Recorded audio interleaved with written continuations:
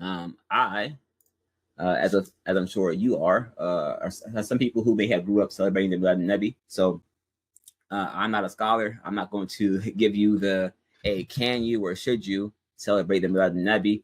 This isn't to sway your opinion. This isn't a argument for one side or the other. This is just to give you some historical context for the history of the Milad Nabi, how it originated and what they did and how it differs from back then to today. And that's how it's supposed to be celebrated. Is what it's supposed to be. That's the overarching theme of the Milad Nabi. So that is the goal of the Milad Nabi, right? Celebrating his birthday. So we know that Prophet Muhammad SAW was born in the year 570 CE.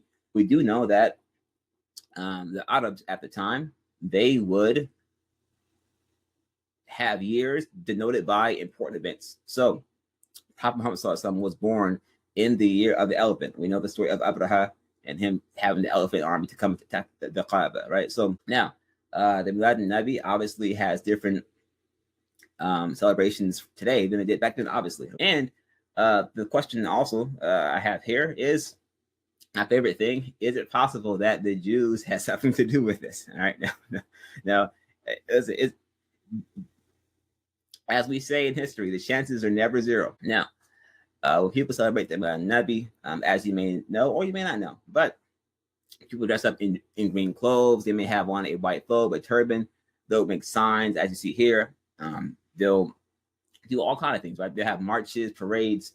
This is kind of the celebrations we see today for the Milad Nabi, and it's very popularized. But again, just because something's popularized does not mean that it has any legitimacy in Islam, or that it's not legitimate at all. It could be less popular and be very legitimate, have a ton of backing, but it's just not popular. So where did the Milad Nabi come from, right? Who were the first to celebrate it?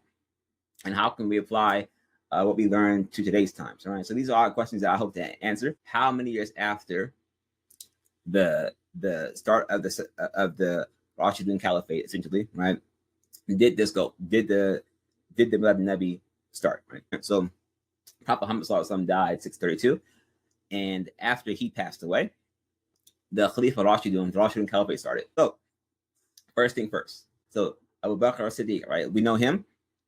Everyone knows him. He is the best friend, right, of Prophet Muhammad SAW, right? He did not celebrate the Milad Nabi. Neither did Umar, Uthman, Ali, and until we get to the start of the Milad Nabi in the origins, well, not entirely, but just the people who started it will get to that point. So we've already got 64 years after the death of Prophet Muhammad SAW. The Umayyad take over again. He was like the Khalifa in Mecca, but it was contested obviously by the Umayyads, and the Umayyads eventually killed him under or with Hajjaj ibn Yusuf, and they essentially seized control. So the reason why I stopped here at Umar ibn Abdul Aziz is he is considered to be the fifth Rafiq Khalifa of Islam, and he was reigning during 99 to 101 Hijri, right? Only 2 years because he was killed by his family. But the thing is, he is the first, by many scholars' accounts, he would be the first mujaddid of the century. I can tell you they were not, I did not find any accounts of the Milad Nabi being celebrated before Umar's time or during his time. 70, 80 years post the death of Prophet Muhammad, we still have not got to the start of the Milad Nabi. It hasn't happened yet. He attacked Sind in the year 711. So if you wanted to just have some random history fact, there you go.